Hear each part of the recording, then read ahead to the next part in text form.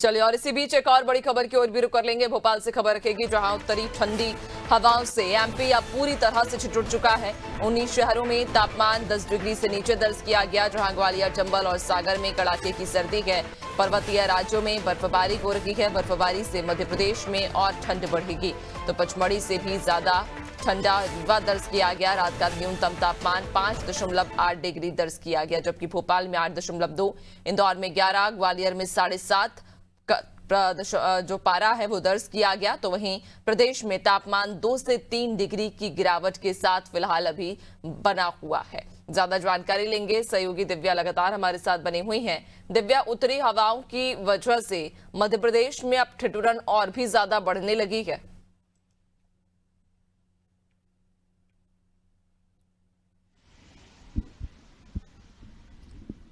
जी बिल्कुल नैन्सी, जैसे कि पूर्व अनुमान था मौसम विभाग का कि 6 तारीख के बाद से मध्य प्रदेश का तापमान और गिरेगा, ठिठुरन बढ़ेगी।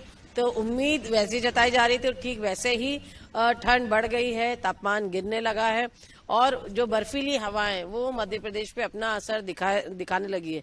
आपको ठंडी हवा तो महसूस नहीं होगी, लेकिन ठंड इतनी ज्यादा है, टेम्परेचर इतना गिरा हुआ है कि आपके हाथ पैर जम जाएंगे।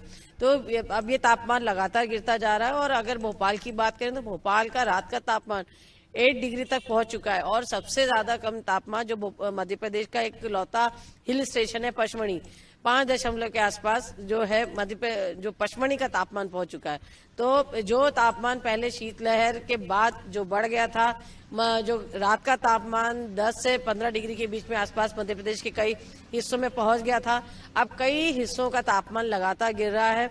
और ये अभी शुरुआत है नैन्सी, जैसे कि कुछ ये तीसरा दौर मानेंगे कि ठंड का जो आया है। अक्टूबर में बेमौसम बरसात के साथ एक दौर देखने को मिला था। नवंबर की शुरुआत भी अच्छी कड़ाके की ठंड के साथ हुई थी और 15 दिन तक शीतलहर चली थी। अब फिर से ये जो है ठंड का दौर शुरू हुआ है और अब माना जा रहा है कि दिसंबर का महीना है, तो वैसे भी दिसंबर में ठंड ज्यादा ही पड़ती है, तो इस बार ठंड चरम पर होगी।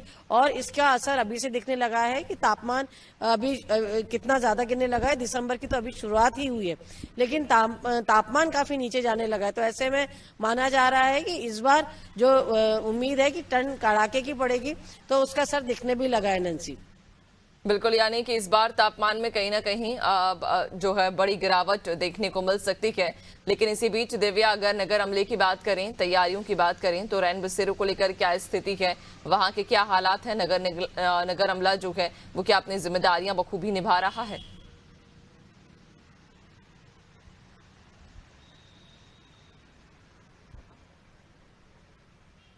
जी नैन्सी, जैसे कि भोपाल में बात करें तो करीब 16 के आसपास रैन बसेरे हैं और लोग वहां पे शरण लेते हैं। जो जिनके पास घर नहीं है, जिनके पास छत नहीं है, वो लोग रैन बसेरों में शरण लेते हैं। हालांकि ये काफी कम है, क्योंकि एनजीटी के द्वारा जो आपत्ति ली गई है उसके बाद जो अलाव जलाए जाते थे सड़कों पर, जो लोग बेसहारा फुटपाथ पर रहते हैं उनके लिए जो अलाव जलाए जाते थे, इस बार उस पर रोक लग गई है और उसकी अभी फिलहाल कोई वैकल्पिक व्यवस्था नहीं की गई है।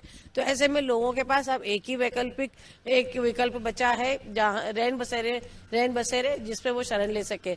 इसकी कुछ दिन पहले महापौर ने निरीक्षण भी किया था और जो व्यवस्थाएं हैं उनका जायजा भी लिया था। और इसमें कोशिश की जा रही है कि लोगों के लिए व्यवस्था की जाए, लोगों को जो है राहत पहुंचाई जा सके। लेकिन जैसे मैंने आपको बताया कि जो रैन बसेरे हैं, जिस हिसाब से लोग फुटपाथ पर रात गुजारते हैं, उनके लिए ना काफी है नैन्सी।